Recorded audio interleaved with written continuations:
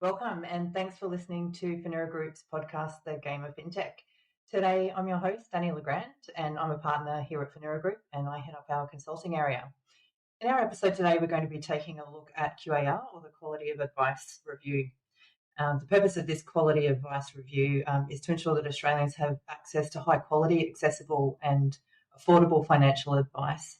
The terms of reference require the review to consider how the regulatory framework could better enable that provision of high quality advice for consumers. And of course, as we know, Michelle Levy took charge in leading the review and deep dove into the regulatory framework surrounding advice.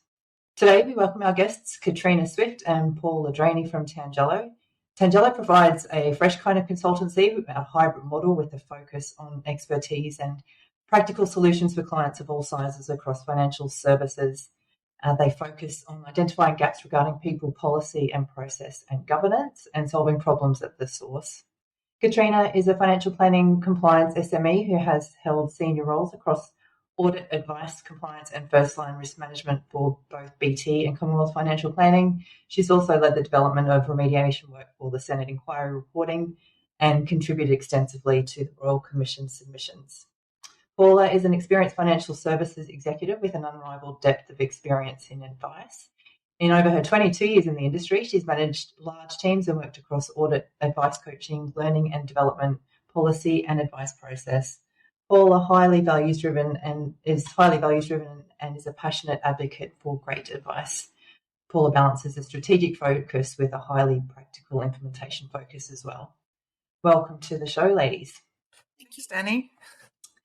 So there's been a lot of information about QAR out there, and suffice to say it's probably been a bit of information overload. We probably suspect there's some advice businesses out there who just want to keep their heads down until we see some of these recommendations getting some air. So what we wanted to do was to keep this podcast brief and punchy. So we're going to discuss 3 of the recommendations that have been attracting much discussion amongst advisors and their teams, and perhaps give some takeout so we can start thinking about as the review moves through the relevant consultation process. So let's jump straight in. So the first one we're going to talk about is recommendation 3. So I'm just going to recap what the actual recommendation is. So this is about relevant providers versus non-relevant providers. The recommendation is to amend the Corps Act to provide that personal advice must be provided by a relevant provider, where A, the provider is an individual, and B, either the client pays a fee for the advice or the issuer of the product pays a commission for the sale of the product to which personal advice relates. In all other cases, personal advice can be provided by a person who is not a relevant provider. All right, let's try and unpack that, and I'll hand over to you first, Paula. Thanks, Danni. Afternoon, everyone. Look, I think this is probably going to be one of those recommendations that's going to be intensely debated. Particularly around, I'm sure in the submissions and what you can read from the report, there was quite a few stakeholders talking about, is there an education, is there a skill set we need to think about for non-relevant providers? By the way, we need to think of a better name than non-relevant providers. Who wants to be called non-relevant? But aside from that, I think I can understand where this came from. I think we need to take it back to where this recommendation really came from. And one of the things that Michelle very clearly called out, and one of the things she did very well in the report, is it went back to the scope of the consumer. This is about the consumer and how they can get access to advice and support that they need. It's not necessarily about keeping the industry happy, but, advisors have gone through a big process of becoming educated, becoming professionals. So they probably see this now going, is this a step backwards that we're going in the industry? But if you think about general advice today, and this is really, I think, where it's coming about from, is clients engaging with general advice teams today, they're calling a product provider directly, generally for a reason that they're either an existing client with that product provider, or they specifically want to know something about that product provider. And they're engaging these teams to get an opinion on something so that they can make a decision. They don't understand the limitations of general advice and the limitations that go with it. They think they're talking to someone who's coaching them and giving them information so that they can make decisions. So sort of need to understand, I think, where this is coming from. So we're in a place today where these clients are getting some kind of opinion or advice that isn't actually really well thought through for themselves. So thinking about that, this is where that's coming from. So I do understand the need for these non-relevant providers. And I think if you think about it naturally, it's not going to be the holistic, complex advice. It's going to be the very client-driven style of request, it's very driven style of question. So I do think that's a good outcome moving from general advice to that space. I think intra-fund advice, that's probably in the past. You think about that, there won't be a space for intra-fund advice. And I think for some providers, that's certainly going to be simpler, trying to create teams, dividing general advice, then what then leads into intra-fund advice, what then leads into complex advice. There's definitely benefits from that perspective. You think about the fee, you think about the guardrails around that. I think there's still protections around, right, they're not going to charge a fee because at the end of the day, the reality is it's probably going to be a product provider who's going to get the benefit from selling their own product. And clients expect to buy that product. You think about, and it was called out in the report too, you think about buying a home loan. If a client wants a Westpac home loan, they're going to go to Westpac and get a home loan. If they want, so you think about that being the non-relevant provider, they want they want to know, oh, actually, I want the best loan. I don't know what that is. They're going to go to a mortgage broker and they're going to tell them, right, this is the best loan that's for you. And you think about that being the relevant provider. There's certainly going to be guardrails for the non-relevant providers. Obviously, you can't charge that fee, again, because you're likely selling your own product. And two, you're going to have to stick within a TMD. Relevant providers have got that opportunity to go, what's the best product, really knowing this client. These providers are going to have to stick within a TMD, really pretty much the product in line with whatever that customer profile is. I think one thing to call out for that, though, is that product providers are probably going to have to become a little bit more consistent and maybe describe their TMDs or target market determinations a little bit better towards a customer profile. Because at the moment, I think a lot of relevant providers are using their own judgments to interpret those TMDs, which these non-relevant providers are not likely to technically have that expertise in the background to deal with that.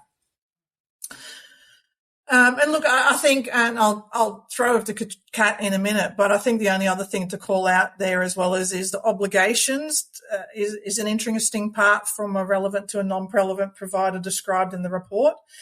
Is for a non-relevant provider, generally it's going to be an employee of a licensee, so all the obligations providing that good advice sits with the licensee rather than that employee or the non-relevant provider. Whereas with relevant providers, those obligations, those key obligations are going to sit with that relevant provider. And look, this is probably how you're going to interpret the report, and it'd be interesting how it comes out. But one of the things that I sort of read between the lines is that good advice obligation is sort of interlinked with some of those general obligations that a licensee takes care of today. You're honestly fairly efficiently, some of those risk management systems. So I do wonder how those obligations are going to translate to those individual relevant providers and the potential change in the relationship between the licensee and the actual relevant provider. Is there going to be a change? Is this potentially, I don't know, reading between the lines, is this potentially moving towards that self-licensing regime rather than having larger licensees? I think one call out to call with that is a lot of advisors today probably don't really know the intricacies of how these licensees are managing those obligations, those key general obligations. Probably don't have a lot of oversight on that, and shifting those just to individual relevant providers will be very challenging because there's a lot of work and processes that go into that in the background that I think there's still a need for a licensee or a service provider to support that. I don't think it'd be effective for an individual advisor to have to focus that in their day-to-day job of what they're doing. Yeah, right. It's an additional piece of work, isn't it? They have to become their own compliance Correct. team, essentially. Yeah. So, Kat, anything to add? And to that point, I think where this is really a beneficial piece for the financial advisors is that only a relevant provider can be calling themselves a financial advisor, a financial planner, or a stockbroker. So it's really differentiating the professionalism of the financial planners and the financial advisors within the industry, given that they can receive a fee for the advice that they're providing to their clients, or a commission, provided the client's given the okay for that. So I think it'll definitely make a bit of a shift across the industries to recognise that professionalism that that all of the financial advisors actually undertake within their practices. And to what Paula just said, is it'll now, and I think it'll enable them to set up their businesses a lot more efficiently. As a result of that, utilising their staff within their practices more efficiently in the roles that they undertake as well, through supervision underneath that advisor. But also the risk management component. There are separate obligations that sit from a licensing perspective in risk management and monitoring and supervision. So I still think there are separate obligations outside of the provision of advice that still has a benefit to be within a licensee for some of those practices. Yeah, great, good points. And do we think, is there any sort of key takeouts that advisors can start thinking about now, if should this recommendation get through? Well, I think one of the points that Kat raised quite well is, the report's a little bit written that the view of non-relevant providers probably sits more with the product provider, but I think there's a question to be asked around, can we really think about some of the admin support staff within practices filling this role as well? Because obviously, creating more time efficiencies for the advisor, who really should be spending those times with those key clients. And I think if there's an opportunity to do that, think about potentially who, succession planning some of the people in their practices, in their businesses for these roles. They're going to need a little bit of upskilling, but it creates a great succession plan within these advice practices, from, admin staff to potentially a non-relevant provider, going through then potentially a PY journey into an advisor. And that PY journey becomes a lot easier as well. So you're not only, saving some time and efficiencies potentially within the practice itself, using the advisor's time where it can be spent, and some of the admin support staff potentially, doing some of the ad hoc services as a non-relevant provider, but also that succession plan into, getting more financial advisors in the business and in the industry, I think will become an easier journey as well as they go through that process. Yeah, good points. Katrina, anything to add there? Yeah, I agree. I agree with what Paula just said, and particularly with the staffing and the documentation requirements that we'll talk about a little bit further. That there's that bit more scope as to how advice conversations are handled within advice practices, which could really shift a little bit to tailor the workload of a financial advisor within the practice, and utilising the staff for those types of interactions that may not require as much. Yeah. And you think too, given the fact that we've had such a reduction in advisor numbers, 26,500 in 2019 to I think just over 15,500 today, I sort of wonder if there's a pool of financial planners that are sort of sitting there that we, could really be well utilised in these kind of roles in an advice business. Absolutely. Yeah. All right, thank you. Second one. This is recommendation number 5, and it is around best interest duty. So I'll just recap what that recommendation is. So the existing best interest duty and related obligations, which is the duty to give appropriate advice assuming the best interest duty is satisfied, the duty to warn the client if the advice is based on inadequate or insufficient information, and the duty of priority if there is a conflict, should be replaced with the new statutory best interest duty. The new best interest duty would be a true fiduciary duty that reflects the general law and will not include a safe harbour. This duty will apply only to financial advisors of the relevant providers. So let's have a chat about that. And, over to me. To you. Yeah, I'll pick this one up. This is going to pick that up, my Kat? Okay. Yeah, this is actually a really interesting one for me. Sorry, Paula. Go for it. I am having, with the work that I've done in the past as well, we've certainly seen across the industry, and given that this is only going to the best interest duty and the fiduciary side of it will sit with a relevant provider, which is the financial advisor. It really talks to where the journey of the industry has gone over the last 12 years, I think. That introduction of the safe harbour steps was really a way to describe how you could demonstrate on a file or demonstrate to a client that you'd undertaken those actions for the client. But as we've gone down the track, the way the regulators looked at those safe harbour steps, they've tested to those safe harbour steps rather than using that as a first point of call in relation to determining conduct. So the outcome of addressing the safe harbour steps has really landed into whether the advice is appropriate or in the best interest of the client, and therefore whether it's appropriate, but taking into account the conduct of the advisor, which is really what the law was not intended for, and isn't a way to be able to test the conduct for an advisor. So bringing the fiduciary duty side of it through will put a potentially a greater obligation onto the advisor themselves. I think it'd be very interesting to see how the regulator now has to give guidance as to how they'll interpret this if it goes through, given that they've relied on those safe harbour steps in their interpretation, then there is still guidance that will be needed to see how they'll test for it. Okay. Yeah, and look, just to add to that as well, I think the removal of safe harbour is a no-brainer, I'll be honest. And, and I think the industry is very open to that, to have, we've all spoken about that. And if you think about, I think one thing that Michelle did very well is, she's looked at the consumer, but she's also looked at the law. And the reality is if someone wants to break the law, they're going to break the law. Mm-hmm. And you can't have a law, and the way she's called it out, you can't have a law, which is what Safe Harbour and BID currently was doing, is trying to govern a conduct or a behaviour. That's not the purpose of the law. So I think she's recognised that, and really about bringing that law back to being simpler around let's focus on getting the right outcome for the consumer, making it simple and clear enough so that if someone does breach the law or, doesn't do the right thing, then the courts can clearly take an avenue understanding what they need to do. So I think that's the purpose and background around that. But I think one of the key sleepers to really call out about this is the key change for the best interest duty, if we look at it today, it's about better position. So, it was about demonstrating that the client gained a benefit as a result of the advice, a benefit.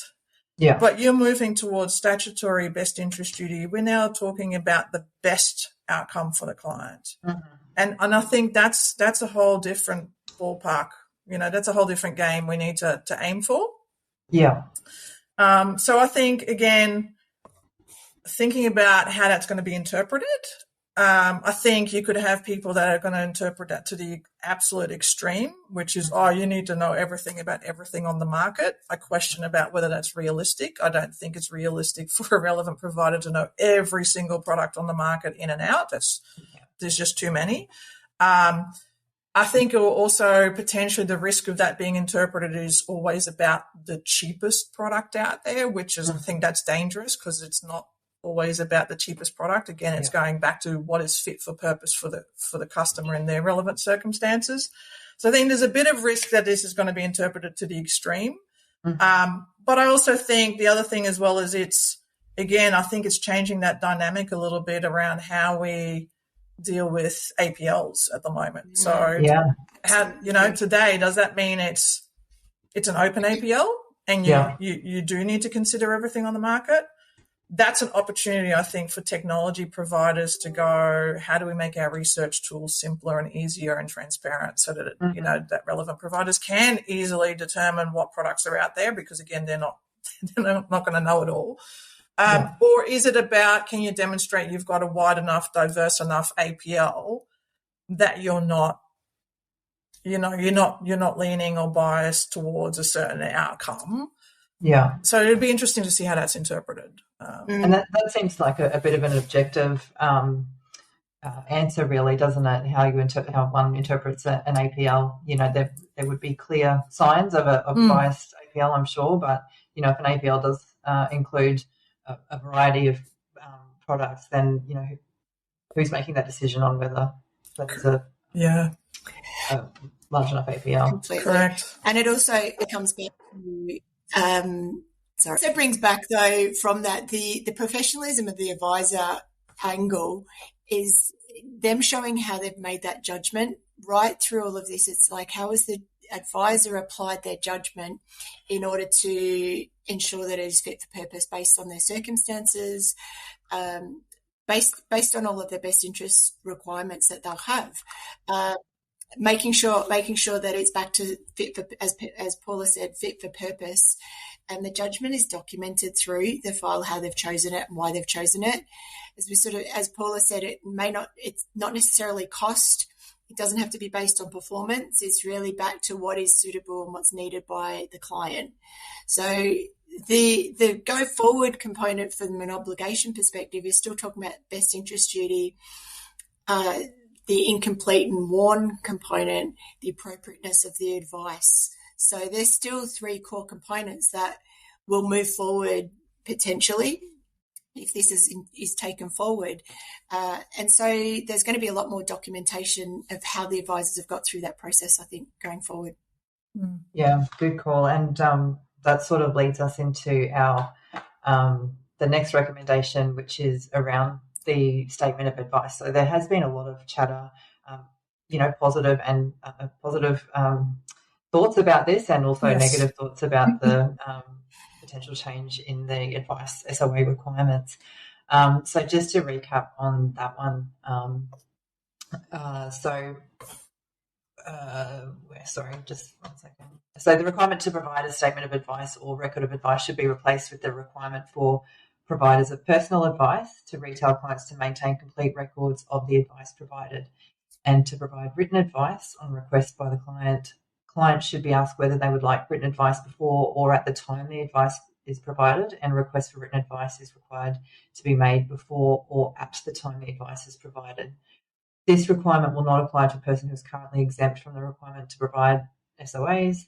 So, for example, a person who provides personal advice about general insurance products. And we looked at ASIC to provide guidance on how advice providers may comply with record keeping obligations. This is a little contentious, I guess, with the chatter that's going on out there. And personally, I've been in the industry for many years, 25 years, back when CARs and strategy papers were the requirement for advice or for recording advice. And so obviously been through FSR and FOFA, and hence we have the SOA as it sort of looks today, and it's sort of morphed into, quite a large document. And I think we can all agree that some of that can be, it's a good thing if we can strip some of that out, which is great. But are we really going to be ditching our advice documents? And it's sort of interesting. Best interest duty, I feel, sort of maybe flows into this a little bit. How are we going to be dealing with this one, Paula? Absolutely. I think everyone's definitely open, both consumer and advice industry, open to changing what we produce for a statement of advice today. And I think this is really what's driven it. And if you think, you see a lot of those surveys around the cost that goes into just producing a statement of advice and the time to do that. I think what's happened over years is general paranoia and caution, too much caution. As soon as something's gone wrong, we've just built another disclosure on top of a disclosure, rather than, and it's the risk we do every time. And actually, a lot of time we spend with our clients, we always see this a lot, is what happens is you detect a problem, and instead of looking at what caused the problem and seeing if there's an existing process that you can solve for that problem, we tend to build another process on top of that. And I think that's what's happened with statements of advice over the years, is we've detected a problem, something's gone to court, or ASIC's targeted something, and we've just built another disclosure or another piece in the advice document to cater for that. And we've ended up with 80-page statements of advice. But I think one of the things that it does highlight in the report, and I think certainly things that we've looked at today, is there is an opportunity for statements of advice to actually be simpler today. The number of disclosures we put in there today, they're repetitive, they're duplicated, they're not understood by clients. ASIC is very clear that this statement of advice should be short, concise, and easy for clients to understand. And we as an industry have completely, overcomplicated and over-engineered it. I do think there's still an opportunity to think about how can we actually use the existing technologies or the things that we've invested in as an industry, such as your statement of advice, but bringing it back to what its original intent was. And if you think about in practice, one of the things that is called out in the report is, yes, you don't have to give the client a statement of advice or a written document unless they ask for it. Now, there's two opportunities to gain that. You need to get consent from the client either before giving the advice or at the time of giving the advice, whether they want a written document. That's not something that you can just out of the blue, as soon as a customer says, yes, I now want a written document, figure out how you're going to do that. I think as a business, you need to really be well set up to go, the minute that's asked for, I can produce one. Because, again, it needs to happen at the time of advice. So you don't want to get halfway through a presentation, a client says, can I have this in writing, and go, whoa, stop, I need to stop the advice presentation because now I've got to figure out how to write a document. Yeah. Stations. That's something almost that's going to have to be incorporated into your advice production workflow or process. Absolutely. Plan. And, sorry, Kat. Yeah. That's right. I was just saying, plan what that type of document might look like. Even if the client has asked for one, it doesn't mean that it needs to be the long-winded document that it is now. Yeah, correct. And I think we sort of see, we certainly see with the clients that we work with, there's sort of two perspectives on an SOA. It's either a presentation for the client, so that is part of their value proposition, that they actually give a document to the client, and then other businesses look at it purely as a compliance document, and they have to do it and tick the box, and that's it. So I think they're really good points around, you're still going to have something, but Kat, to your point, what is that going to look like? Maybe you can this is your chance to really turn that into that nice engagement document. Absolutely. Something that the client, at the end of the day, you've got to assume that the clients that are really going to want it are going to be the clients that just want a memory twig of what was said and what was agreed to, rather than it being, like you say, a big compliance document.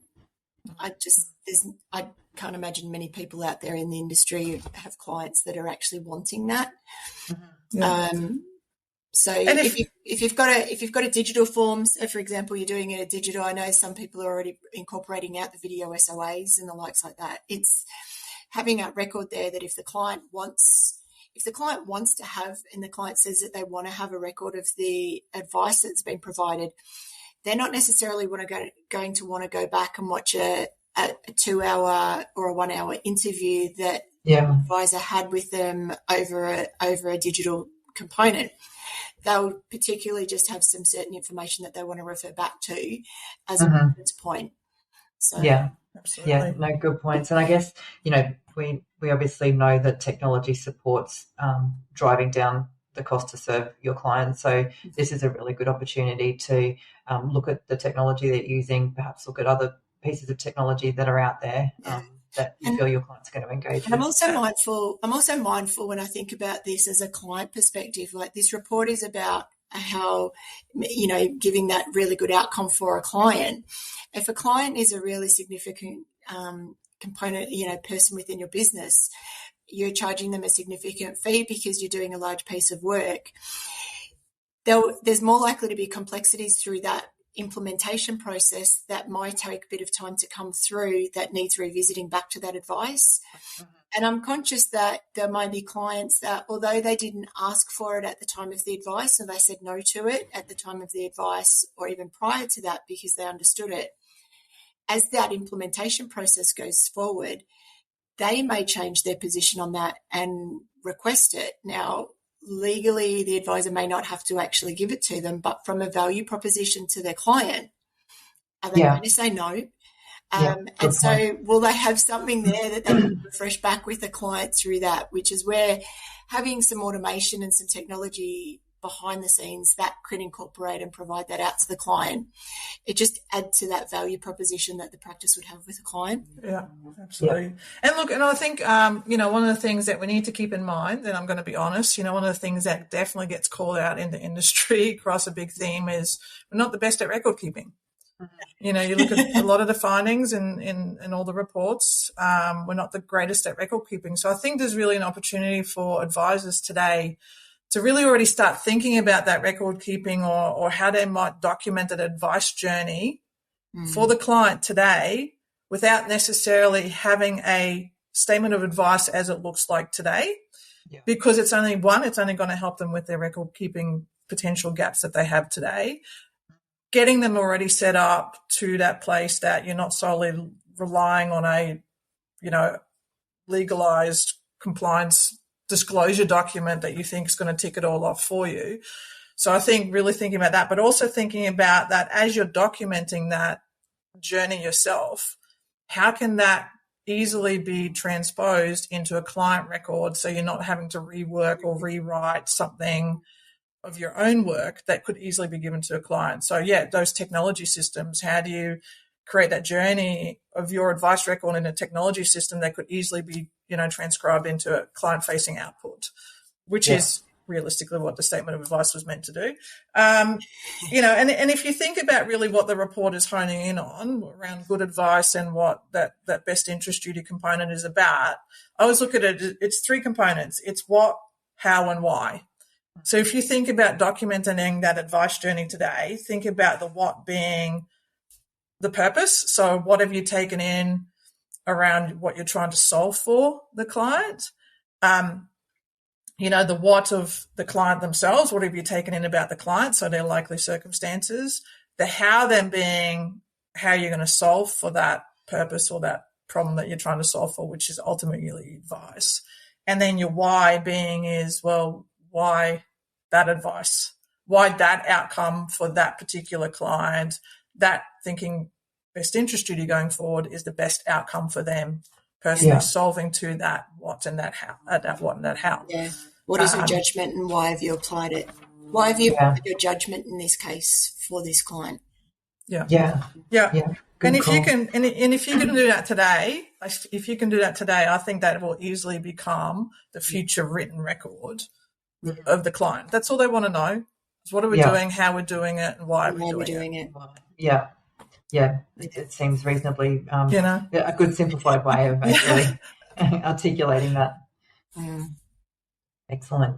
All right. So that's the 3 sort of most discussed, I think, at the moment. Obviously there's a lot of chatter about all of the other recommendations as well. Are there any final takeouts or any other comments you'd like to make about those 3 recommendations or the report overall, Paula? Look, I think they are probably going to be the most debated, recommendations. Some of the other ones, I think they're no-brainers. I'll be honest, they're no-brainer quick wins. FDS has been a very challenging legislation. I think it would be welcomed by everyone, consumers and industry alike, to just fix that. Consent forms, consistency around consent forms, again, big no-brainer. So, I think government would be very silly to say no to those, particularly efficiencies, quick win. The other thing, and look, I think if you're reading the report, I think one call out I will say about the report itself, I think I'm not the greatest one who likes reading these reports, but I actually did read the whole thing from start to finish. And I think Michelle actually did a very good job explaining her rationale. And one interesting observation I got out of that, we always ask advisors to explain their rationale as to where are we today, where are we going, and why did we make those decisions along the way. That's exactly what she did in that report. She called out where are we today. She addressed each component, and you may not agree with all of it, but you can see the thinking and the engagement and the thought process, the alternatives that were considered along the way through that report. Absolutely. And she stuck to the scope of what that was about the whole time. So, look, I think that's one call out. If you haven't had a chance to read it, even if you want to understand why certain decisions were made, I think it's a good understanding of why some of the recommendations came out. Yeah, we'll pop a link back in to our show notes about that. Even I read the entire report, which is probably saying quite a bit. And I think it was, normally these things are quite difficult to read in terms of keeping your attention, I guess. There's a lot in there. But I like what you say, Paula. Michelle has managed to really explain her rationale really well, and she's kept to the point. So I found it was quite interesting, and something that we should all really have our heads around, I think. And I think it's nice and easy. It's an easy way to just jump in, and if there's anything that you're wanting to revisit, it's a very easy report to get into, to just focus in on a component that might be relevant for you. If you're a superannuation provider or an accountant, you can get straight into where it might be relevant for your component as well. Absolutely. Some good wins in there for the general advice side of things, and some clarity, finally getting some clarity around that grey area of, is it personal or is it personal advice or general advice? Yeah. I think we've all in the industry known that it tends to lean to personal advice with a loophole to try and call it general advice. So it's nice that it's being called out and that businesses can structure their teams accordingly now. Yeah. Yeah, great. Cool. Excellent. Thank you very much for your time and for coming on the show. You guys have really helped unpack those recommendations and put some simplicity around what they mean and what advisors can potentially start doing now to prepare for whatever outcome this is going to have over the coming months. Thanks for inviting us. It'll be a very interesting time. I'm looking forward to it. Thanks for having us. Thanks, guys. Cheers.